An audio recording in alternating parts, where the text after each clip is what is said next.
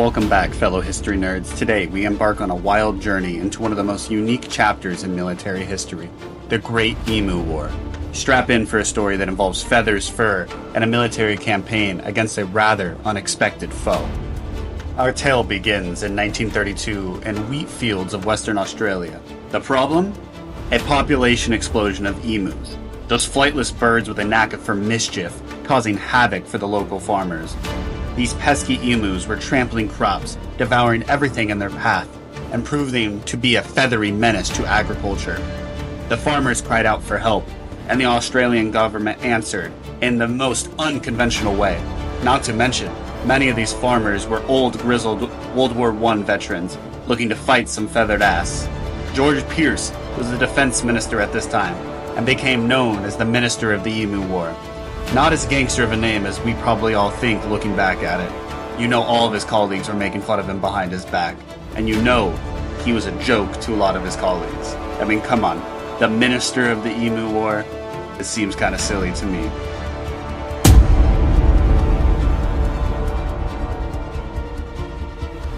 Now here comes the military. Yes, you heard that right. The Australian government deployed fucking soldiers armed with 2 Lewis machine guns and orders to, well, wage war on the emus. They were given 10,000 rounds to quell this epidemic of flightless birds. But this is where it gets interesting.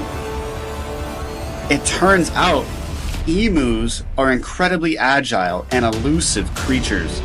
The soldiers soon found themselves engaged in an absurd battle as the emus outmaneuvered their human adversaries, moving back and forth side to side, running as fast as they can in all directions, scattering to and fro. And they cannot be hit by the Lewis gun machine gun bursts. And there's quotes right here from Major Meredith. If we had a military division with the bullet-carrying capacity of these birds, it would face any army in the world. They can face machine guns with the invulnerability of tanks. They are like Zulus, whom even dum-dum bullets could not stop. From another historian, the emus proved to be a surprisingly resilient and adept at dodging the gunfire. It was a campaign like no other.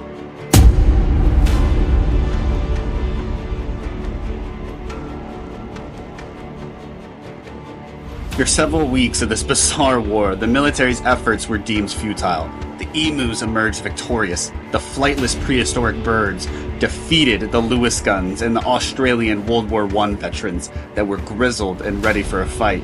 The Great Emu War became a symbol of the unexpected challenges that you will face with Mother Nature. The estimates of the amount of emus that were killed are all over the place. Estimates are anywhere from 1,000 to 4,000 emus that were killed during this war. Many Western animals' rights activists were pissed off by the Australians doing so. So what did Australia do? Did they apologize? Did they say they're sorry?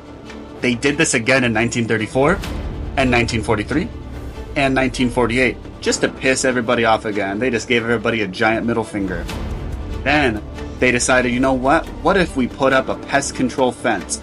That might handle it. And as if you've seen in the video earlier, that was later on in life when there was actual fence up protecting the crops. Could have done that a long time ago and could have probably saved a lot of emus. Make sure that if you enjoyed this wild journey into history, don't forget to subscribe, like, and share. Stay tuned for more fun tales of wacky history and serious history coming to this channel in longer form content.